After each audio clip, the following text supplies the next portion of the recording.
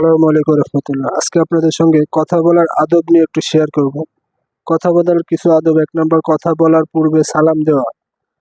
সূরা নূর আয়াত 61। সতর্কতার সাথে কথা বলা, কেননা প্রতিটা কথা রেকর্ড হয়। সূরা কাফ আয়াত 18।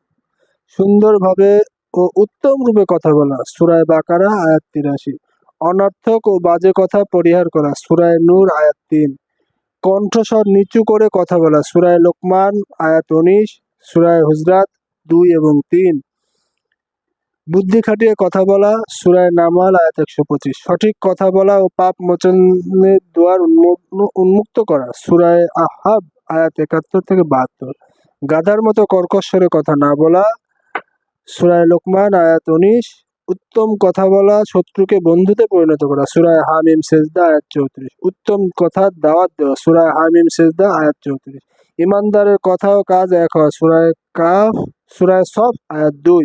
পরিবার সদস্যদের প্রতি ক্ষমাশীল নীতির অবলম্বন করা। সূরা আরাফ আয়াত 199। মেয়েরা পরপুরুষের সাথে ইনিয়ে বিনিয়ে আলাদাহীনভাবে কথা না বলা, তবে সুন্দর ও ভদ্রভাবে কথা বলা। সূরা আহজাব আয়াত 32। মূর্খ অজ্ঞদের সাধ্যমতো এড়িয়ে চলা। সূরা ফুরকান আয়াত 63। সকল মানুষের সাথে সুন্দর করে কথা বলা। সূরা বাকারা আয়াত 83।